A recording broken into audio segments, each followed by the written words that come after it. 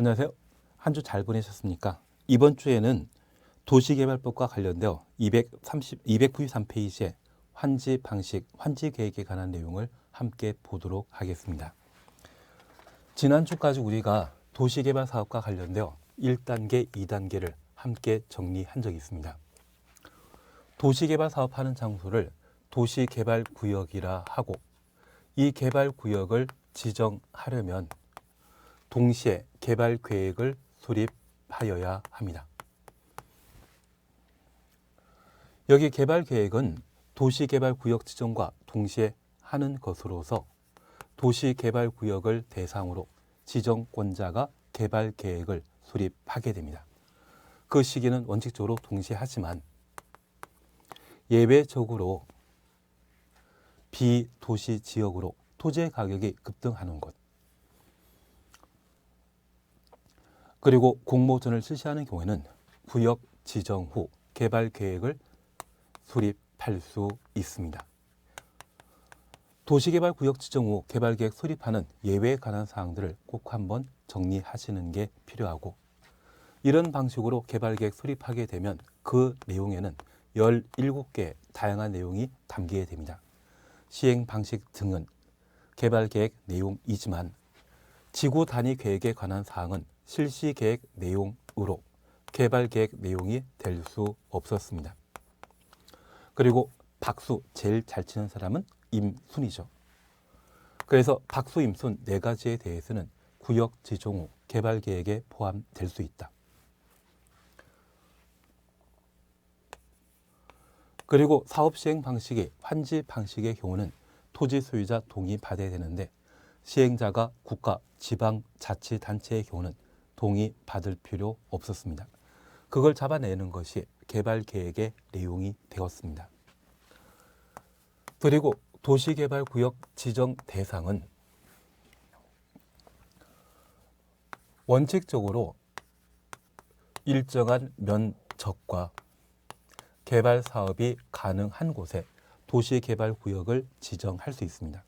면적 커야 되죠. 많아야 된다는 것 기억해 놓으시고, 우리가 함께 공부하시면서 10,000제곱미터 이상, 30,000제곱미터 이상, 30만 제곱미터 이상이라는 것을 각각 보신 적 있습니다. 그리고 주상공에 대해서는 당연히 개발 용도이고, 녹간농자의 경우는 광역도시계획과 도시군 기본계획상 개발이 예정된 때 도시개발구역으로 지정할 수 있습니다. 그런 개발 계획이 없는 경우, 도시군 기본계획상 개발이 예정되지 않았다고 하면 자연 녹지지역과 계획관리지역만 도시개발구역으로 지정할 수 있습니다. 이러한 면적 요건과 개발 여부 관계없이 도시개발구역으로 지정할 수 있는 것으로서 취계지 균형, 술 먹고 취하게 되면 개가 되지, 집에 갈 때 균형 잡고 잘 가시죠. 취락지구, 개발진흥지구, 지구 단위 계획구역, 국가균형 발전, 이러한 경우에는 면적, 개발 여부 관계없이 도시개발구역으로 지정할 수 있었습니다. 대상에 관한 내용이 충분히 정리되셨다고 하면 절차에 관한 사항으로 지정권자가 도시개발구역 지정할 수 있다. 그런데 국장이 예외적으로 도시개발구역 지정하는 것으로서 전국이 요청 제안 기억나십니다? 그래서 요청은 행정청이 다른 행정청에 부탁하는 것을 요청이라 하고, 비행정청이 행정청에 부탁하는 것을 제안이라 합니다. 통상 비행정청은 시, 군, 구청장 통해 시도의사에게 도시개발구역 지정 제안할 수 있는데, 예외적으로 정부투자기관 장이 국가계획과 관계되어 30만 제곱미터 이상의 도시개발 사업을 제안하는 때에는 국토교통부 장관에게 직접 제안할 수 있다. 그래서 절차와 관계된 사항을 꼼꼼히 정리해 주시는 게 필요했습니다. 그리고 절차와 관련되어 기초조사와 관련되어서는 임의사항이라는 것 기억하시고, 도시개발구역이 100만 제곱미터 이상인 때에는 공람 절차 거친 후 공청회 개최해야 한다. 100만 제곱미터 이상의 도시개발구역을 시도지사 대도시장이 지정하고자 한다면 국토교통부 장관과 협의할 것. 그래서 100만 2번 나온다라는 걸 꼭 한번 파악해 놓습니다. 그리고 우리가 함께 봐주실 것으로서 지방의회 의견 청취 있다 없다 없다라는 것 파악하시죠. 이런 방법으로 도시개발구역이 지정되게 되면 도시개발구역은 도시지형 및 지구 단위 계획구역으로 결정 고시된 것으로 본다. 의제에 관한 사항 정리하시는데 지구 단위 계획은 그 내용 아니었다라는 것을 잡아주시는 게 필요했었습니다. 그리고 도시개발구역 지정되게 되면 도시개발 사업에 방해될 수 있는 개발 행위에 대해서는 행위 제한 대상이라는 것만 파악해 놓습니다. 그리고 도시개발구역의 해제에 관한 사항으로 개발 사업이 완료되었을 때 도시개발구역은 해제되게 됩니다. 수용 방식이라면 공사완료 공고 다음날, 환지 방식이라면 환지 처분 공고 다음날. 도시개발 사업이 제대로 끝나지 못해 해제되는 경우가 있었습니다. 그래서 얘를 잘 정리하시는 게 필요합니다. 구역 지정하고 3년 내 실시에 인가 신청하지 아니하면 3년 되는 다음날 해제된다. 구역을 먼저 지정하고 개발계획 수립하게 되면 2년, 3년이었습니다. 다만 그 도시개발구역의 단위 면적이 330만 제곱미터 이상의 경우는 5년으로 기간 조정되었던 것 확인하시고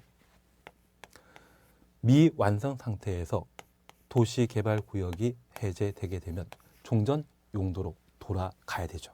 환원에 관한 문제 그렇게 정리해 놓습니다. 나는 이것 잘 되어 있다. 그리고 2단계에 관한 내용을 우리가 함께 보시면서 시행자와 실시 계획에 관한 내용을 함께 정리하신 적 있습니다. 여기 시행자와 관련되어서는 시행자 지정에 관한 사항으로 시행자 될 수 있는 자를 법에서 정해 놨는데 지정권자가 지정하면 도시개발 사업을 시행하게 됩니다. 국가인 경우에도 지정권자에게 지정받아 도시개발 사업 시행자가 될 수 있죠. 다만 예외적으로 전부 환지 방식으로 도시개발 사업을 시행하게 되면 원칙적으로 성공할 사업 방식입니까? 실패할 사업 방식입니까? 실패할 사업 방식이기 때문에 토지 소유자 또는 조합이 사업 시행자가 되게 됩니다.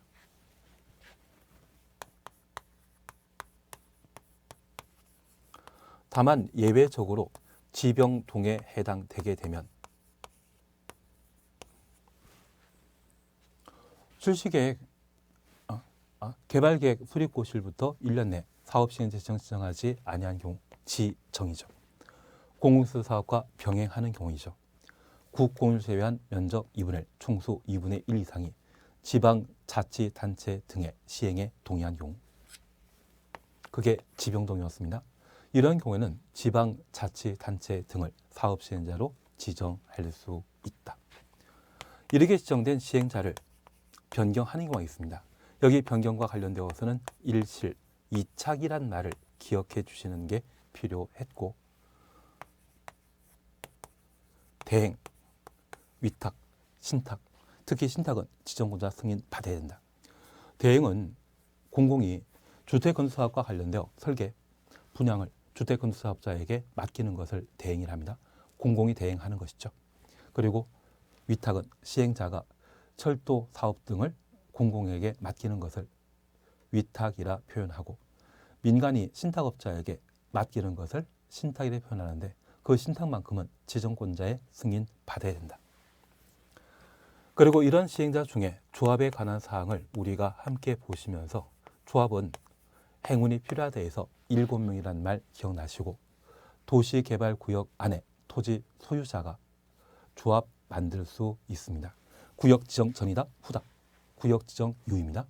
그래서 도시개발조합은 2단계에서만 등장한다는 것 파악하시면서 도시개발구역 지정 제한할 수 없죠. 이러한 조합은 정관 작성하여 지정권자에게 인가받도록 되어 있습니다. 인가받은 날부터 30일 내 등기함으로써 조합 성립하게 되고 이러한 조합에는 집행기관인 임원과 의결기구인 총회, 그리고 조합원으로 구성되게 됩니다. 여기 임원과 관련되어서는 도시개발구역 안에 의결권 있는 토지 소유자가 임원이 될 수 있습니다. 조합장 한 명과 이사, 감사 선임하게 되죠. 어떤 방법으로? 총회에서 선임하도록 되어 있습니다. 그리고 이 임원과 관련된 결격 사유에 해당되는 것, 뭔지 모르겠지만 그냥 결격 사유 있다라는 것 파악해 놓으시고, 중요한 것은 결격 사유에 해당하게 되면 다음날 임원 자격 상실한다. 당연 상실이 아니라 다음날 상실한다라는 것 정리해 주시는 게 필요합니다. 그리고 이 임원과 관련된 권리, 의무에 관한 사항으로 겸직 제한에 관한 사항 우리 충분히 공부하셨고, 조합장과 이사가 자기를 위한 계약 소송 진행하는 경우에는 감사가 대표한다. 그 정도 정리하시는 게 필요합니다. 그리고 총회는 의결기구인데 조합원 수가 50년 이상인 때는 대의원회를 둘 수 있고, 총회 의결을 대의원회가 대신하게 됩니다. 다만 정하나 게임에 축구선수 안정환, 요즘은 예능인이더라고요. 정하나 게임에, 그 말 기억나신다면 총회에서만 의결한다라는 것 파악해 놓습니다.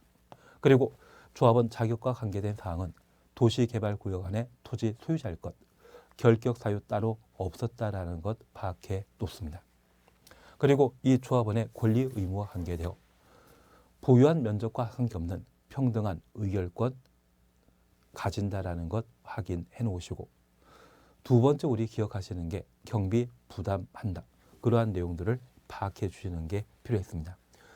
나머지 세부적인 사항에 대해서는 문제 풀이하면서 자주 출제되는 지문들을 정리해 나가시면 되실 겁니다.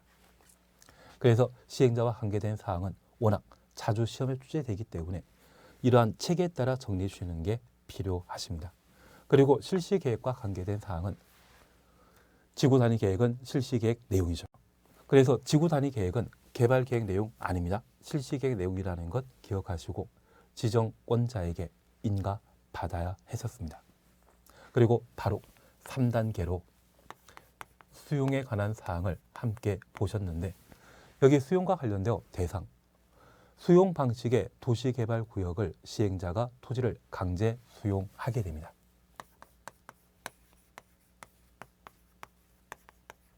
그 중에 우리가 기억하시는 것으로서 민간이 도시개발구역 안에 토지를 강제 수용하고자 하면 토지 소유자 동의 받아야 되죠.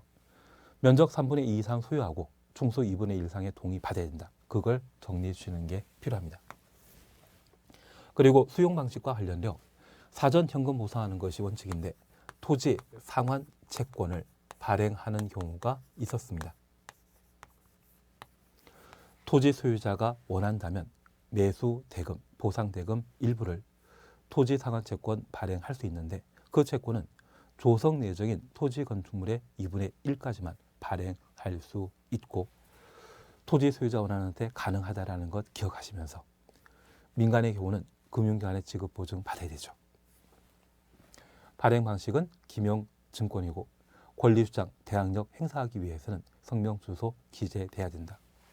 그리고 선수금에 대해서는 그냥 한번 확인해 놓으시고 원형지 공급을 함께 보셨습니다. 원형지 공급 대상은 도시개발구역 전체 면적의 3분의 1까지만 원형지 공급한다라는 것 기억하시고, 도시개발 사업 시행자가 원형지 개발자에게 공급하게 되는데 원형지 개발자는 총 몇 명이다? 3명이다. 원형지 3글자이기 때문에 국가지방자치단체, 정부투자기관, 지방공사, 공적사업체와 공모전에 선정된 자, 학교, 공장 만들고자 하는 자. 그래서 000 세 가지로 구분하시는 것도 방법인 것 같습니다. 공급 방법과 관련되어서는 수의계약 원칙이지만 학교, 공장 개발하고자 하는 자의 경우는 경쟁 입찰 방식으로 공급한다라는 것 기억해 놓으시고, 공급 가격에 대해서는 협의하여 결정하도록 되어 있습니다. 투기를 차단할 목적으로 전매 제한하죠. 최대 10년간. 다만 국가, 지방, 자치단체는 전매 제한 대상에서 제외한다. 그 정도를 보신 것이 지금까지 도시개발법에서 함께 공부하셨던 내용들입니다. 알고 정리하니 좀 편하지 않으십니까? 그래서 저도 아는 분들에게 수업하게 되면 포인트만 잡아서 정리해 드리니 아주 빨리 진도가 나가는 것 같습니다. 다만 공법은 이렇게 내용 외우기 전에, 내용 정리하기 전에 충분한 이해를 필요로 합니다. 이해하지 않고 정리하게 된다고 하면 그것은 단순한 기회이고 실제 문제 푸는 것이 좀 곤란해질 수 있거든요. 이제 도시개발 사업과 관련되어 환지에 관한 사항들을 함께 정리해 나가도록 합니다. 293페이지 환지 계획 찾으셨죠? 시행자는 도시개발 사업 전부 또는 일부를 환지 방식으로 시행하려면 환지 계획 작성하여야 한다. 여기 환지 계획은 개발 계획이다, 보상에 관한 계획이다. 사후 현물 보상하는 땅이 환지입니다. 그래서 이 환지 계획은 보상에 관한 계획이라는 것을 파악해 놓습니다. 그리고 1. 환지 설계, 그나저나 합니다. 2번, 3번 묶어 놓습니다. 필지별로 된 환지 명세, 필지별, 권리별로 된 청산 대상의 토지 명세. 우리가 아직 다 공부 안 하셨기 때문에 이 환지 방식에 대한 개요를 먼저 살펴보고 내용을 정리해 나갑니다.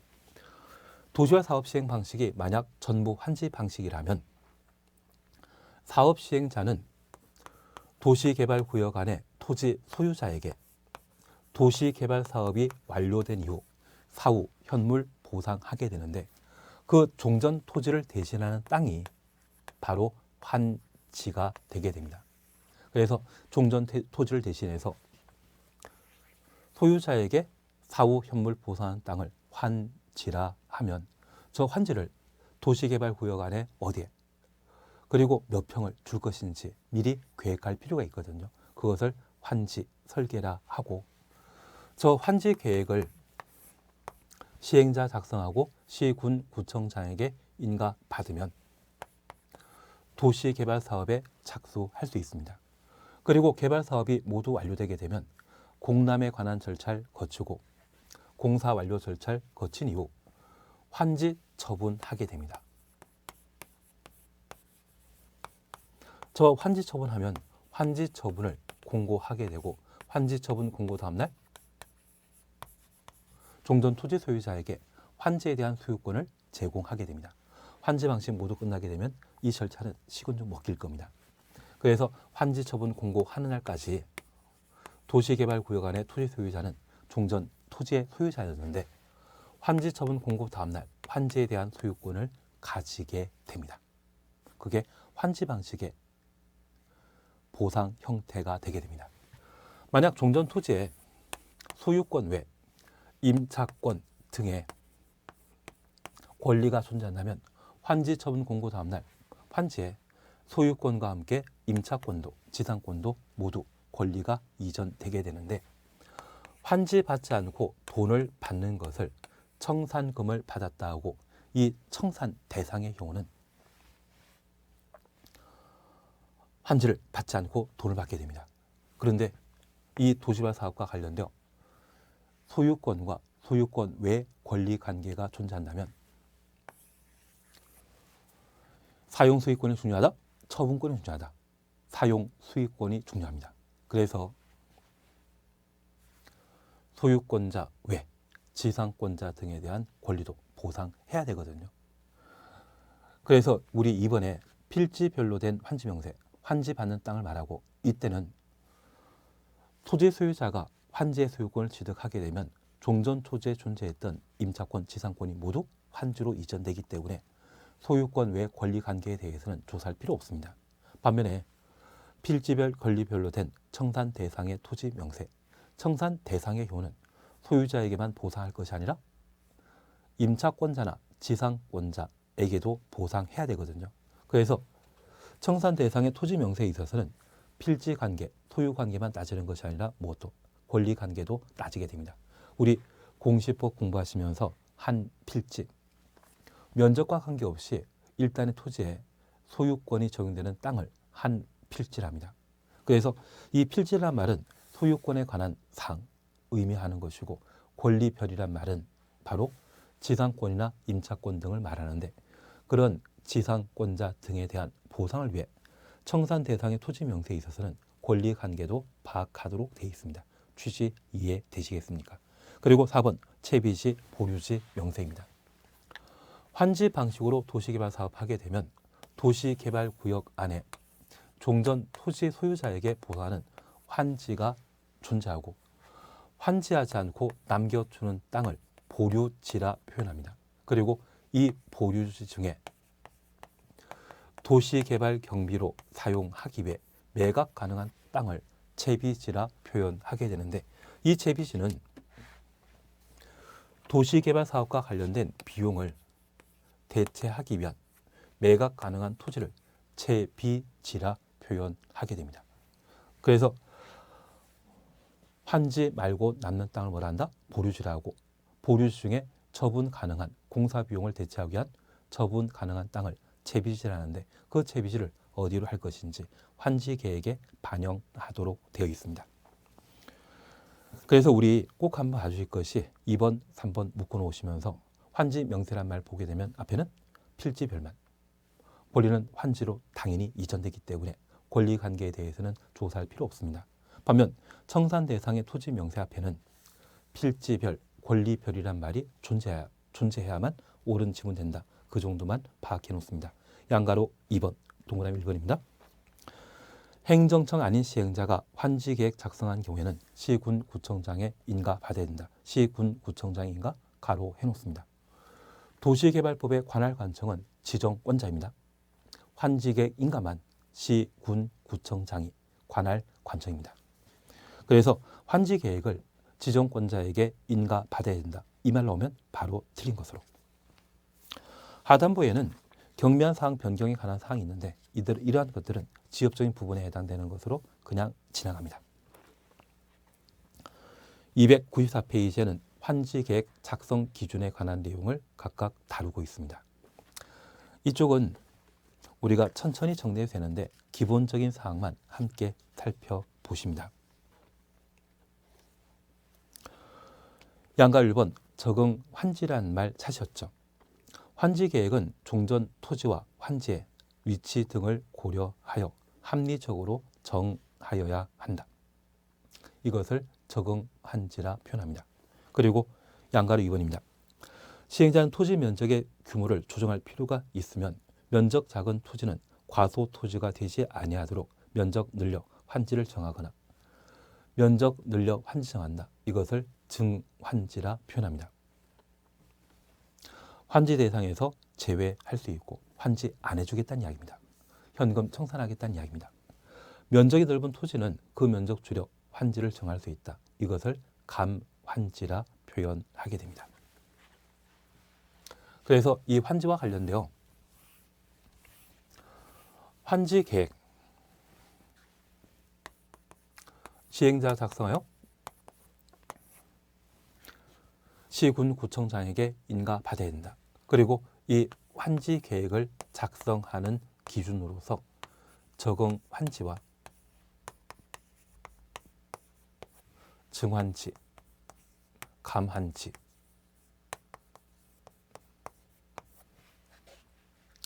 환지 대상에서 제외한다. 청산이라는 것이 각각 가능한데 우리가 잠깐 이해하실 것이 있습니다. 우리가 재건축 사업 등을 시행하게 되면 15평 아파트 대신해서 25평 아파트와 32평 아파트를 만들어서 조합원에게 사후 현물 보상하는 형태가 있습니다. 이것을 관리처분계획 또는 공용환권이라 표현하고 있습니다. 이번에 도시개발구역 안에 도시화 사업하면서 종전토지 100평을 대신하여 50평짜리 땅과 종전토지 200평 대신하여 100평짜리 두 가지 형태의 대지 조성을 했습니다. 그러면 종전토지 딱 100평 있는 분이 있다면 50평을, 200평 가진 분에게는 100평의 땅을 환지로 제공하면 되는데, 종전토지의 면적이 만약 80평이라고 하면 40평 받아야 되는데 40평짜리 없죠. 원래 받을 것보다 더 줍니다. 50평짜리 주거든요. 이것을 증환지라 하고, 120평짜리 땅이라고 하면 60평 줘야 되는데 원래 받을 것보다 작게 50평 주게 되면 이것을 감환지라 표현합니다. 100평에게 50평 주면 이것은 적응환지가 되는 겁니다. 취지 조금 이해되시겠습니까? 그러면 이제 우리가 잠깐 확인하실 것이 있습니다. 295페이지의 과수토지 기준에 대해서는 그냥 지나가십니다. 그리고 양가로 3번입니다. 동의 등에 따른 환지 제외라는 말을 찾았습니다. 토지 소유자 신청하거나 동의하면 해당 토지 전부 또는 일부에 대해 환지를 정하지 아니할 수 있다. 그래서 환지 정하지 아니할 수 있다. 가로 해놓으시고 환지 부지정이라고 해놓습니다. 다만 토지에 관해 임차권자 등이 있는 경우 동의 받아야 된다. 임차권자 주셔놓습니다. 그러면 우리가 잠깐 이해하실 것이 있습니다.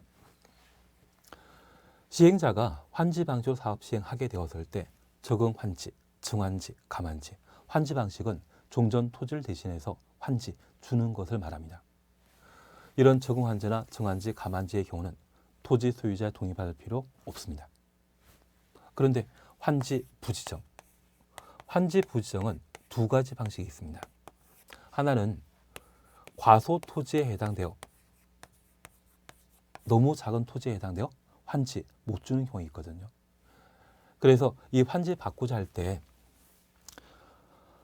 정관이나 규약 등에 환지 받을 수 있는 면적으로서 종전 토지의 면적이 30제곱미터 이상일 때는 환지 받고 30제곱미터 미만의 경우는 청산하자고 정관이나 규약에 약정을 할 수 있습니다.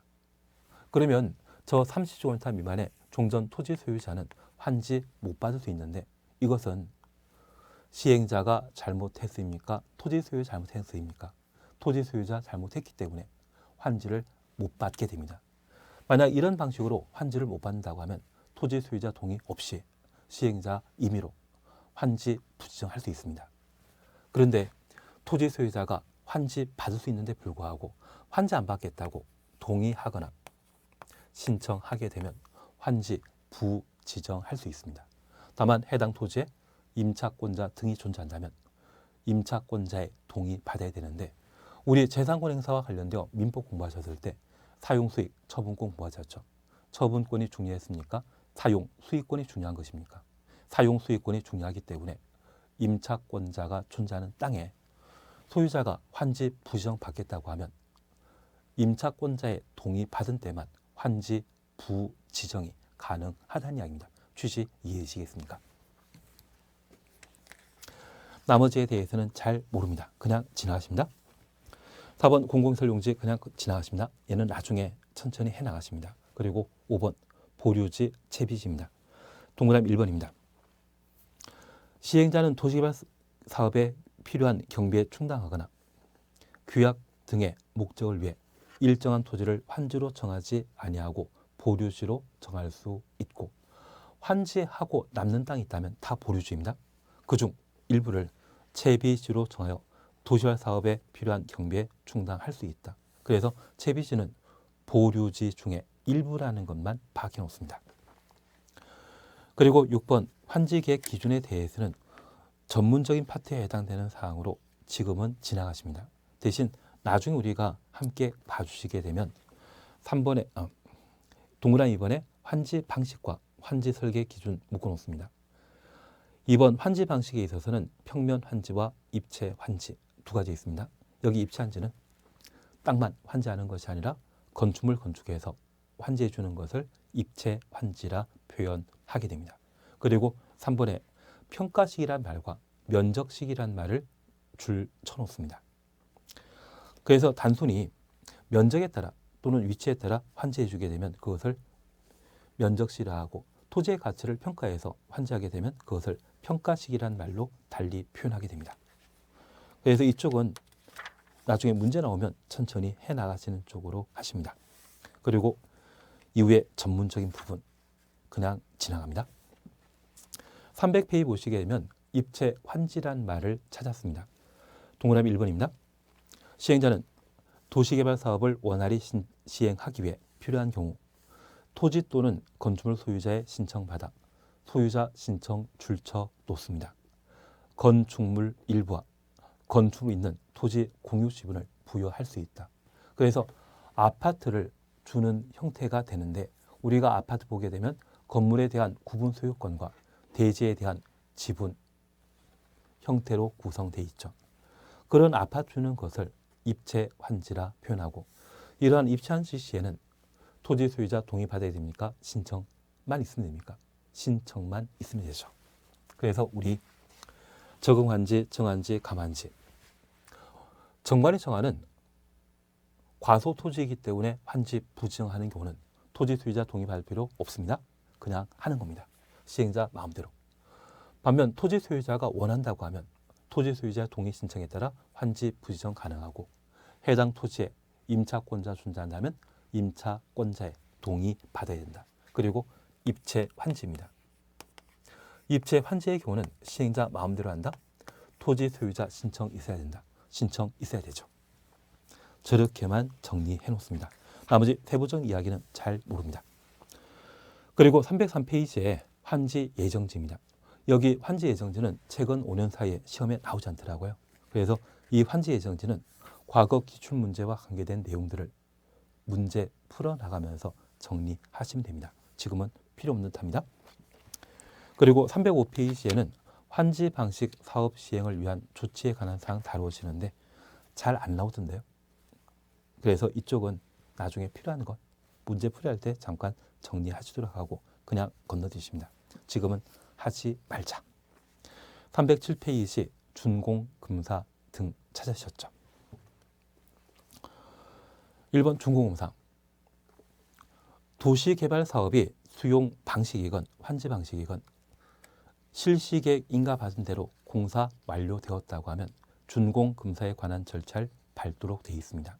그리고 준공검사 통과하게 되면 한 장 넘기시니 공사 완료 공고하도록 되어 있습니다. 우리가 바로 함께 봐주실 것이 바로 309페이지입니다. 환지 처분 찾으셨죠? 양가로 2번입니다. 시행자는 환지 방식으로 환지 방식 줄쳐놓습니다. 도시개발 사업에 대한 공사가 끝난 때에는 지체 없이 이를 공고하고 관계 서류를 일반에게 공람시켜야 된다. 공람 줄쳐 놓습니다. 그리고 3번입니다. 준공검사 또는 공사 완료입니다.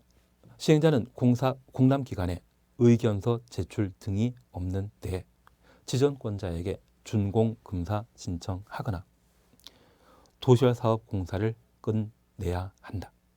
그리고 4번입니다. 시행자는 지정권자에 의한 준공검사 받은 경우 준공검사 추천없습니다. 지정권자가 시행자인 경우 지정권자 시행자인 경우 추천없습니다. 공사 완료 공고 추천없습니다. 60일 내 환지 처분하여야 한다. 그러면 잠깐 우리가 확인해 줄 것이 있습니다. 만약 수용 방식으로 도시개발 사업이 완료되게 되면 시행자는 준공검사 받고 공사 완료 공고함으로써 그 다음 날 도시개발구역은 해제되고 조성된 토지를 공급하도록 되어 있습니다. 반면 환지 방식은 종전 토지 소유자에게 환지 지급해야 되죠. 그래서 환지 계획에 제시되어 있던 환지를 똑같은 면적, 똑같은 위치 받게 되었는지 확인하도록 되어 있습니다. 그래서 도시개발 사업이 환지 방식으로 끝나서 공사 완료되게 되면 공람 절차를 거치고 환지 계획에서는 100평 주기로 했는데 실제 90평만 주기로 했다고 하면 환지 계획과 다른 도시개발 사업이거든요. 그런 도시개발 사업은 무효가 되어버립니다. 환지 계획을 인가받았는데 인가받은 대로 보상이 이루어지지 않는다면 그것은 무효가 되는 것입니다. 그래서 이 공람 절차 거쳐 아무런 이의제기 없었을 때 이후 준공검사 그리고 공사 완료 공고하게 됩니다. 그런데 우리가 잠깐 이해하실 것이 있습니다. 만약 시행자가 지정권자라고 하면 자기가 자기에게 준공공사 받는다? 말도 안 되죠. 그래서 시행자 지정권자라면 바로 공사 완료 공고하도록 되어 있고, 시행자가 지정권자 아니라면 준공금사 이후 공사 완료 공고를 하게 됩니다. 그래서 이 준공금사 공사 완료 공고 한 날부터 60일 이내 환지 처분하게 되는데, 특별히 시행자가 지정권자라면 공사 완료 공고하고 며칠? 60일 내 환지 처분하며, 시행자가 지정권자 아니라면 준공금사 받고 60일 내 환지 처분하도록 되어 있습니다. 그래서 이 환지 처분과 관계된 시점은 시행자가 지정권자인지 아닌지 따라 달라지기 때문에 얘를 꼭 한번 정리를 해 놓습니다. 그리고 이렇게 환지 처분하면 환지 처분 공고하고 그 다음날 환지에 대한 소유권을 종전 토지 소유자에게 제공하고 조성된 토지를 공급하게 됩니다. 한 장 넘기십니다. 양가로 3번입니다. 환지 처분 효과 찾으셨죠? 환지 계획에 정해진 환지는 환지 계획에 정해진 환지 가로 해놓습니다. 환지 계획은 시행자가 종전 토지 소유자에게 사후 현물 보상을 약속한 것이죠. 그 약속한 땅은 환지 처분 공고 다음날 종전 토지로 본다. 그래서 환지 처분 공고 다음날 토지 소유자는 환지 계획에 정해진 환지를 받고 그 환지가 종전 토지와 똑같다는 이야기입니다. 그래서 환지 처분 공고하게 되면 환지 처분 공고 다음날 토지 소유자는 종전 토지에 대한 소유권을 가진다? 환지에 대한 소유권을 가진다. 환지에 대한 소유권을 가지고 환지 처분 공고한 날에는 종전 토지에 대한 소유권을 가지게 됩니다. 그러면 종전 토지는 이걸 대신하기 위해 환지 계획상 환지 주기로 약속했죠. 저 환지 계획에 정해진 환지는 바로 종전 토지입니다. 환지 처분 공고 다음날 무엇으로 본다? 종전 토지로 본다. 종전 토지로 의제한다고 하면 종전 토지의 소유권이 환지로 이전된다. 그 의미입니다. 이것 어렵게 기술해놨죠. 이렇게 기술해야만 법을 일반인들이 공부하지 못한다고 해서 이렇게 어렵게 기술하고 있는데, 정확하게는 종전 토지는 환지 처분 공고 다음날 환지가 된다. 그것을 꼬고 꼬아서 비틀어서 이렇게 표현하고 있습니다. 그러면 우리가 잠깐 이해하실 것은 부동산과 관련된 물권 변동은 등기 한때 이루어지지만 환지 방축 개발 사업하게 되면 등기와 관계없이 환지 처분 공고 다음날 환지에 대한 소유권을 취득하게 됩니다. 취지 이해하시겠습니까? 이게 해결되셨다고 하면 도시개발법 잘 정리하신 겁니다. 그리고 2번 종전 토지에 대한 존속하는 권리. 얘는 나중에 문제 풀어나가면서 함께 보시는데 1기억 행정상 처분이나 재판상 처분 가로 해놓습니다. 종전 토지에 전속하는 것에 관해 전속 추정했습니다. 환지 처분에 불과하고 종전 토지에 존속한다. 그리고 2연 지역권은 환지 처분에 불과하고 종전 토지에 존속한다. 다만 행사할 이익이 없어진 지역권은 환지 처분 공고된 날이 끝나는 때 소멸한다. 소멸 동일해 놓습니다.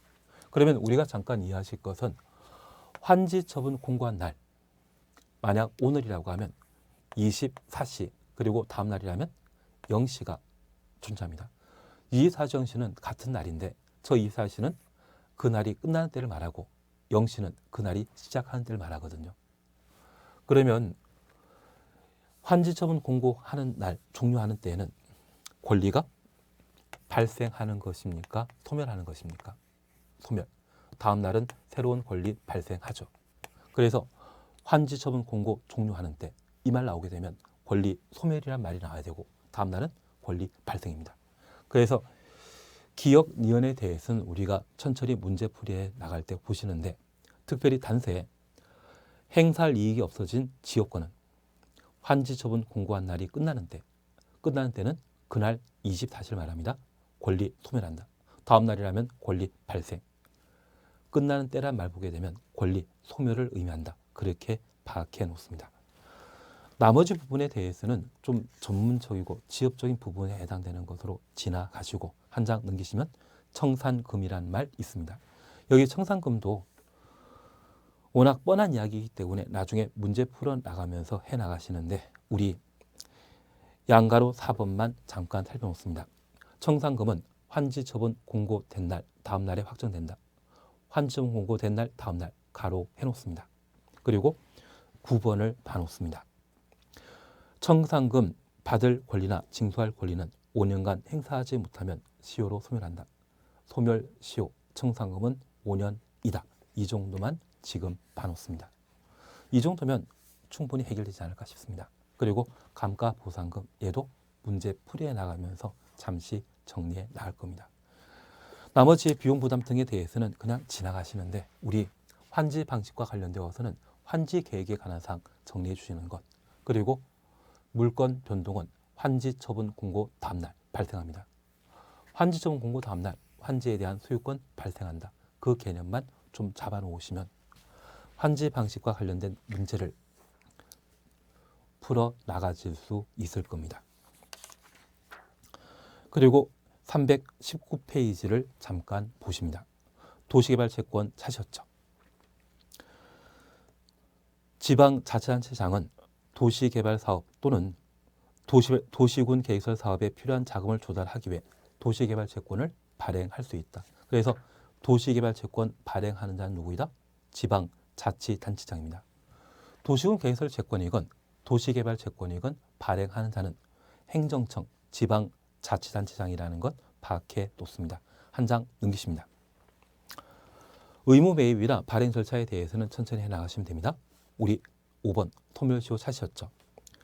도시개발채권의 소멸시효는 원금은 5년, 이자는 2년을 한다. 그래서 원금 5년, 이자 2년인데 가끔 우리 할머니 때 외정 때 태어나신 여자분들의 성함은 끝에 자자로 끝나는 경우가 있습니다. 그러면 이분들 친구분들은 다 여자분들이거든요. 그래서 이분 성함이 이 자라고 하면 주변 친구분들에 대해서는 진짜 친하면 편하면 2년이라고도 할 수 있죠. 그래서 원금 5년, 이자는 2년. 그렇게라도 소멸시효를 정리해 놓으시면 도시개발 채권과 관련된 문제를 나중에 풀게 되었을 때 편하게 해결하지 않나 싶습니다.